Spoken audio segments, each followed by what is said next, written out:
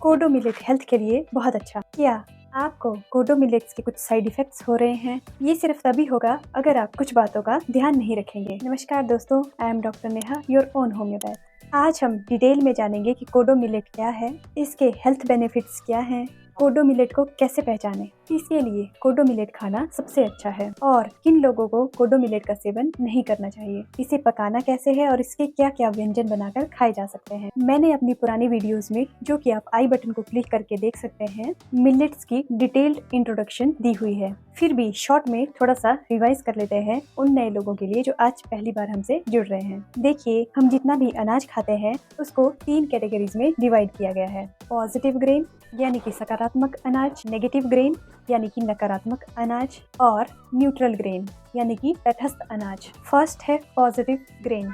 Positive grains में आते हैं आपके 5 पॉजिटिव मिलेट्स, जिनके नाम है kodo millet, foxtail millet, barnyard millet, brown top millet and little millet. Second, negative grain में आते हैं आपके गेहूं और चावल। थर्ड, न्यूट्रल ग्रेन, इसमें आपके आते हैं pearl millet, finger millet, proso, jowar and makki. Right. Positive grains वो वाले अनाज हैं जिनको खाकर आप अपनी बड़ी बड़ी बीमारियों को ठीक कर सकते हैं। जब बीमारी हो चुकी है उसके बाद अगर पॉजिटिव अनाज को लिया जाए तो ये आपकी बीमारियों को ठीक करने की टेंडेंसी रखता है। नेगेटिव अनाज मतलब जिससे आपको न्यूट्रिशन नहीं मिलती है, जो आपकी बीमारियों को ठीक करने में मदद नहीं करता है। उल्टा, अगर आप इनको लंबे टाइम तक कंज्यूम करते रहते हैं तो इससे हमारे शरीर में बीमारियां पैदा हो सकती हैं। न्यूट्रल ग्रेन मतलब वो वाला अनाज जो आपको स्वस्थ रहने में मदद करता है। मतलब जब आप बीमार नहीं हुए हैं और आप अपने स्वास्थ्य को बनाए रखना चाहते हैं तो उस टाइम पे अगर आप ज़्यादा से ज़्यादा न्यूट्रल ग्रेन का सेवन करते हैं तो आप बहुत सारी बीमारियों से बच जाएंगे। तो आज हम बात कर रहे हैं हमारे फर्स्ट पॉजिटिव मिलेट की, जिसका नाम है कोडो मिलेट। सबसे पहले तो देखते हैं कि कोडो मिलेट को पहचाने कैसे। देखने में अनपॉलिश्ड कोडो मिलेट गहरे भूरे रंग का या हम कह सकते हैं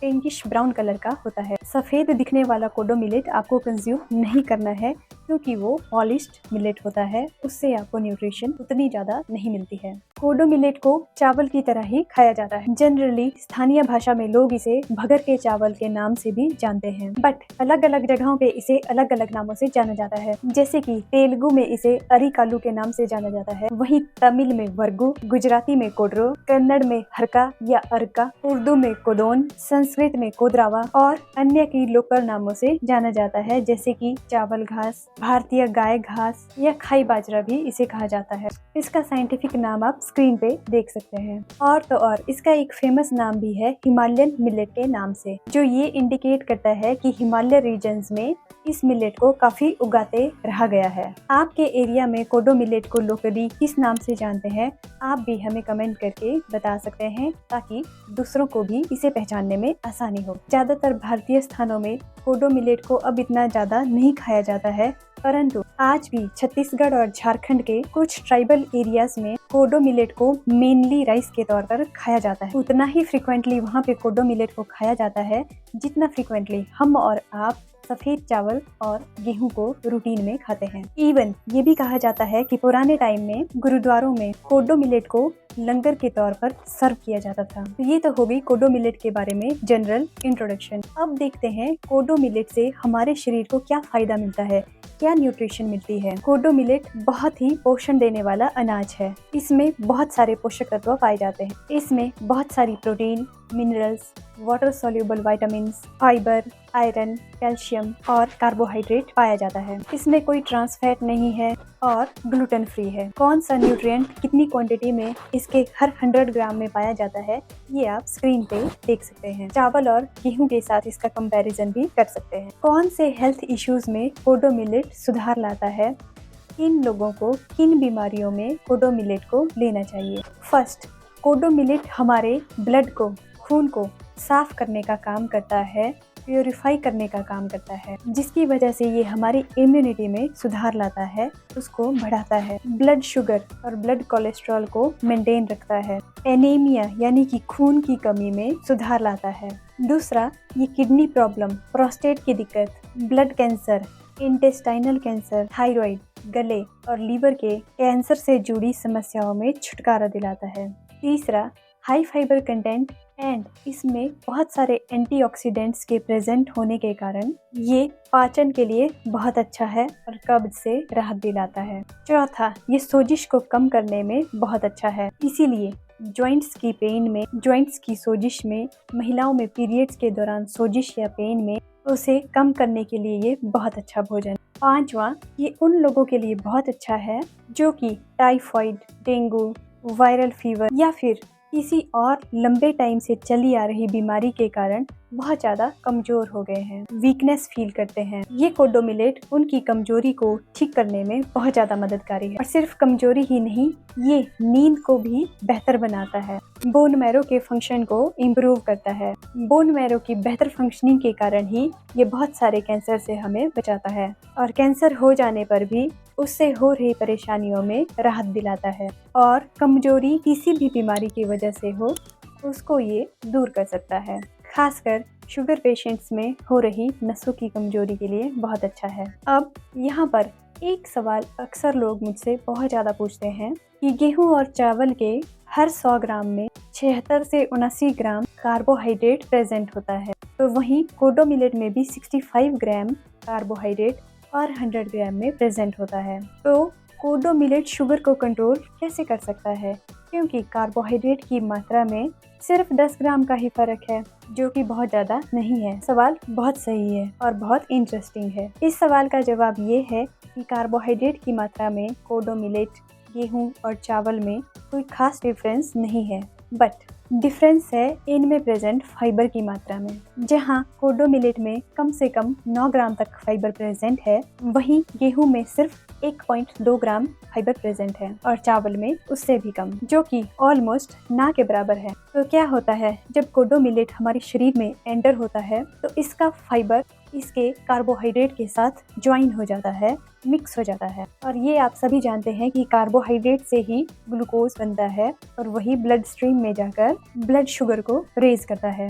परंतु इस फाइबर के कार्बोहाइड्रेट के साथ मिक्स हो जाने के कारण ग्लूकोज एकदम से हमारे ब्लड में स्पाइक क्रिएट नहीं करता है, बल्कि धीरे धीरे स्टेडीली रिलीज होता है, जिसके कारण ब्लड शुगर मेंटेन रहती है। और ऐसा सिर्फ कोडो मिलेट में ही नहीं होता, ये बाकी 4 पॉजिटिव मिलेट्स की भी सेम कहानी है। इसी वजह से ये 5 पॉजिटिव मिलेट शुगर वाले पेशेंट्स के लिए बहुत अच्छे होते हैं। उम्मीद करती हूँ आप समझ गए होंगे कि आखिर कोडो मिलेट और बाकी पॉजिटिव मिलेट किस तरह से शुगर को कंट्रोल करते हैं। साथ ही साथ ये भी समझ लेते हैं कि कोडो मिलेट किस तरह से हमारे ब्लड को प्योरीफाई करने का काम करता है। इस प्रोसेस को समझने के लिए हमें जानना होगा कि हमारे ब्लड के अंदर क्या क्या पाया जाता है। सबसे पहली चीज जो हमारे ब्लड में होती है वो है RBC यानी कि रेड ब्लड सेल्स, जिन्हें आप हिंदी में लाल रक्त कोशिकाओं के नाम से जानते हैं। और इन्हीं RBC के अंदर प्रेजेंट होता है हीमोग्लोबिन यानी कि HB, और ये हीमोग्लोबिन बनता है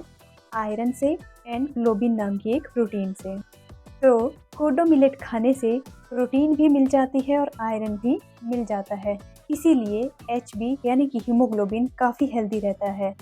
हेल्दी हीमोग्लोबिन होगा तो RBC भी हेल्दी होगी, जिसकी वजह से ब्लड साफ रहता है और आप में खून की कमी यानी कि एनीमिया भी नहीं होता है, क्योंकि कोडो मिलेट में प्रेजेंट आयरन आपको खून की कमी होने नहीं देता। दूसरा, हमारे ब्लड में पाई जाती है WBC यानी कि व्हाइट ब्लड सेल। ये सफेद रक्त कोशिकाएं हमारे शरीर की आर्मी है, जो हमें किसी भी बाहरी इन्फेक्शन से बचाती है। कोई भी बाहर से फॉरेन एजेंट अंदर जाएगा तो WBC इनको कैच कर लेती है, उनसे फाइट करती है और उनको खत्म कर देती है। कहीं अगर ये WBC हेल्दी नहीं होगी तो आपको बार बार जुकाम, बुखार, एलर्जी, फीवर, इन्फेक्शंस होते रहेंगे। ये WBC हमारी बेसिक इम्यूनिटी है। कोडो मिलेट खाने से ये WBC हेल्दी रहती है, हमारी इम्यूनिटी बढ़ती है और हम इस तरह के बार बार होने वाले इन्फेक्शन से बच जाते हैं। स्किन एलर्जी से लेकर डस्ट एलर्जीज तक कोडो मिलेट हमारे लिए बहुत हेल्पफुल है। ये हमारी इम्यूनिटी को इतने अच्छे से बेहतर बनाता है कि ये रियूमेटॉइड आर्थराइटिस और SLE जैसी ऑटो इम्यून डिजीजेस को कंट्रोल करने में भी बहुत मदद करता है। ऑटो इम्यून डिजीज एक ऐसी कंडीशन होती है जहाँ पे हमारा इम्यून सिस्टम डिफ्रेंशिएट ही नहीं कर पाता है कि हमारा अपना सेल कौन सा है और बाहर से आई चीज कौन सी है जो कि नुकसान पहुंचा रही है। और इस कंफ्यूजन के कारण हमारा ही इम्यून सिस्टम हमारे ही सेल्स पर अटैक करना शुरू कर देता है, उनको फॉरेन इन्वेडर्स समझकर। तो ऐसी कंडीशंस में भी कोडो मिलेट बहुत ज़्यादा हेल्पफुल है। तीसरी चीज़ जो हमारे ब्लड में पाई जाती है वो है प्लेटलेट्स। आपने अक्सर सुना होगा कि डेंगू बुखार हो गया, जिसकी वजह से सेल्स काफी कम हो गए हैं और इन कम सेल्स के कारण वीकनेस बहुत ज्यादा हो गई है। डेंगू में सेल्स का कम होना मतलब इन प्लेटलेट्स का कम होना। कोई भी ऐसी बीमारी जहां पर प्लेटलेट्स कम हो रहे हैं, वहां कोडो मिलेट इन प्लेटलेट्स की मात्रा को बहुत अच्छे से बढ़ाता है। सिर्फ इतना ही नहीं, ब्लड कैंसर जैसी कंडीशंस में कोडो मिलेट का बहुत रोल है। क्यों?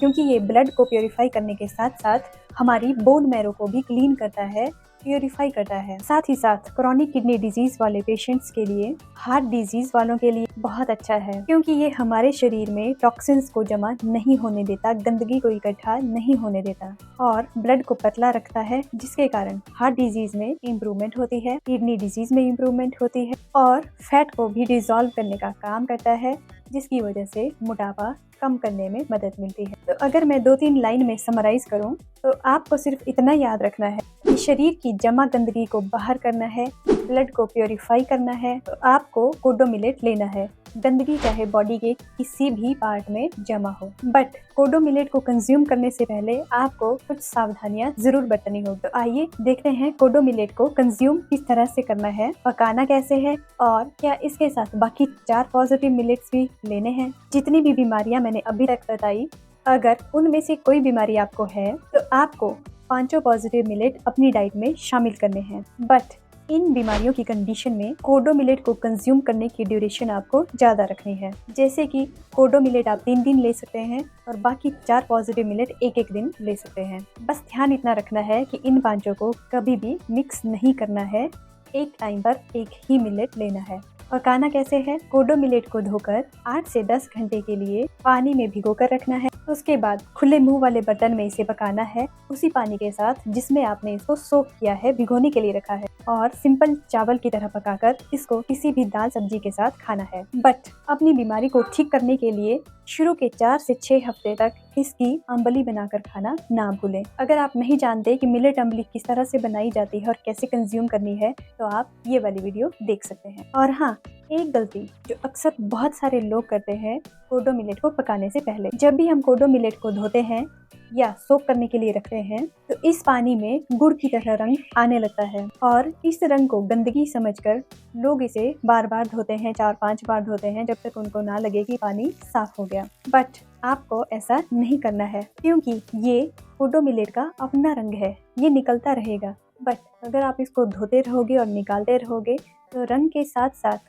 इस मिलेट में प्रेजेंट जितने भी water soluble vitamins and minerals है वो भी वॉश आउट होते जाएंगे। फिर आपको कोडो मिलेट से वो फायदा नहीं मिलेगा जिसकी आप उम्मीद कर रहे थे। इसीलिए कोडो मिलेट को एक बार धोना काफी है, उसके बाद सोक करके उसी पानी में इसको पकाना है। हाँ, एक्स्ट्रा पानी आप डाल सकते हैं पकाती बार अगर जरूरत पड़ती है। कोडो मिलेट से कौन कौन सी डिशेस बनाई जा सकती हैं? आप इसे सिंपल राइस की तरह पका सकते हैं, पुलाव बना सकते हैं, खिचड़ी बना सकते हैं, खीर बना सकते हैं। जितनी भी डिशेस आप चावल से बना सकते हैं उतनी ही डिशेस आप कोडो मिलेट से भी बना सकते हैं। बट सिंपल सादी वाली डिशेस आपको चूज करनी है। बीमार लोगों को अपना कोई भी मील लेने से पहले अम्बली जरूर खानी है। अब देखते हैं कोडो मिलेट से जुड़े हुए कुछ सवालों के जवाब, जिनको लेकर लोग अक्सर कंफ्यूज रहते हैं। फर्स्ट है, किस उम्र के लोगों को कोडो मिलेट खाना है? क्या बच्चे इसे खा सकते हैं? किसी भी उम्र के लोग, महिला, पुरुष, इवन बच्चे और बुजुर्ग सब कोडो मिलेट को खा सकते हैं। बस शर्त एक ही है कि आपको इसे पकाने से पहले की जितनी भी कंडीशंस बताई गई हैं वो जरूर फॉलो करनी है। दूसरा, क्या कोडो मिलेट में एंटी न्यूट्रिएंट्स होते हैं? अगर यस, तो क्या वो नुकसान नहीं पहुंचाते? यस, कोडो मिलेट में एंटी न्यूट्रिएंट्स होते हैं। इसमें फाइटिक एसिड, फ्री फिनोलिक्स और टैनिन जैसे एंटी न्यूट्रिएंट्स होते हैं, जो कि हमारी दूसरी दालों में भी अक्सर पाए जाते हैं। बट ये आपको नुकसान नहीं करते, क्योंकि जब आप मिलेट्स को 8 से 10 घंटे के लिए भिगोते हैं, इन एंटी न्यूट्रिएंट्स की लेवल, इनका असर कम हो जाता है। और दूसरा, जब इनको हीट किया जाता है, बॉईल किया जाता है, तो उस टाइम पे ये पूरी तरह से बेअसर हो जाते हैं, तो आपको नुकसान नहीं पहुंचाते। इसीलिए मैं हमेशा दालों को पकाने से पहले भी उनको भिगोने के लिए जरूर कहती हूँ। तीसरा सवाल, क्या कोडो मिलेट की रोटी बनाई जा सकती है? यस, बिल्कुल बनाई जा सकती है। बट चावल की तरह पकाना आसान है, रोटी बनाने का प्रोसेस थोड़ा लंबा है। रोटी बनाने के लिए पहले आपको इनको धोकर सोक करना होगा, फिर सुखाना होगा, फिर इनका आटा पीसना होगा, फिर जाके आपकी रोटी बने। बट अगर आपको कंफर्टेबल है तो आप रोटी पकाकर भी खा सकते हैं। चौथा सवाल,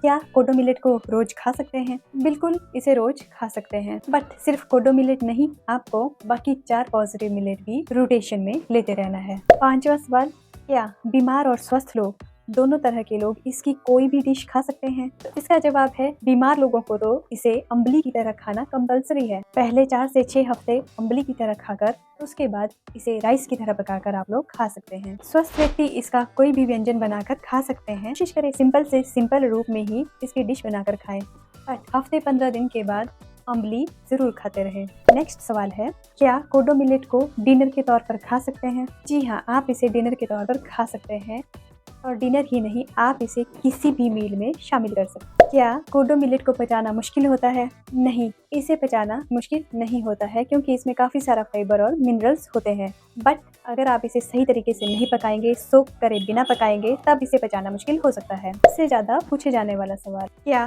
थायराइड पेशेंट्स कोडो मिलेट खा सकते हैं? अगर आप लोग कोडो मिलेट खाएंगे नहीं तो आपका थायराइड इश्यू ठीक कैसे होगा? थायराइड वाले लोगों के लिए 5 पॉजिटिव मिलेट बिल्कुल सेफ है। नेक्स्ट सवाल है, क्या कोडो मिलेट के कोई साइड इफ़ेक्ट्स हैं?